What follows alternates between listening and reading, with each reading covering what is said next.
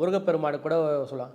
நாளென் செய்யும் வினைதான் என் செய்யும் என்னை நாடி வந்த கோலென் செய்யும் கொடுங்கூற்றென் செய்யும் குமரேசன் இரு தாளும் சிலமும் தந்தையும் எனக்கு முன்பே வந்து தோன்றினேன். முருகான்ற ஒரு வார்த்தை சொல்லிட்டு போயிட்டோம் அப்படின்னா எதுவுமே ஒன்றுமே பண்ணாது. அந்த முருகான்ற அந்த மந்திரத்தையும் இந்த நாட்களில் டெடிக்கேட்டடாக சஷ்டி விரதம் இருந்திருப்பீங்க. சஷ்டி விரதத்தோட இந்த டிசம்பர் 5 வரைக்கும் ஒரு விரத முறையை கையாண்டு முருகப்பெருமானை நினச்சி பிரார்த்தனை பண்ணாலும், ஐயப்பனை நினச்சி பிரார்த்தனை பண்ணாலும், உங்களுடைய இஷ்ட தெய்வத்தை நினச்சி பிரார்த்தனை பண்ணாலும், குருமார்களை நினச்சி பிரார்த்தனை பண்ணாலும், யாராவது ஒரு குருவை கெட்டிமா பிடிங்க, அந்த குரு கண்டிப்பா உங்களுக்கு கொட்டி கொடுத்துட்டு போயிடுவார். இது 200% நடந்தே தீரும். 20 நாள் கழிச்சு எதுக்காக இந்த பதிவை நான் போடுறேன் அப்படின்னா, இந்த பதிவு இப்போ நீங்கள் பார்க்குற எல்லாரும் இதை நீங்கள் பயன்படுத்தும் போது அடுத்த 20 நாளில் நீங்கள் சொல்லுவீங்க இதனுடைய பலன் எந்த மாதிரி இருந்ததுன்ட்டு. கண்டிப்பாக இந்த டிசம்பர் 5ஆம் தேதிக்குள்ளே பாம்பன் சுவாமிகள் கோவில் இருக்குது, எவ்வளவோ சித்த புருஷர்களோட கோவில் இருக்குது.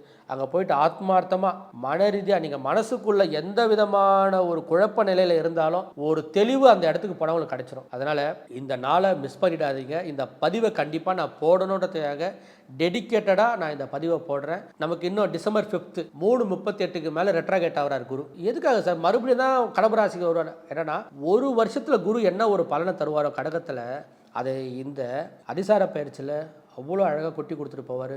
கொடுக்க அவர் தயாராக இருக்கார்.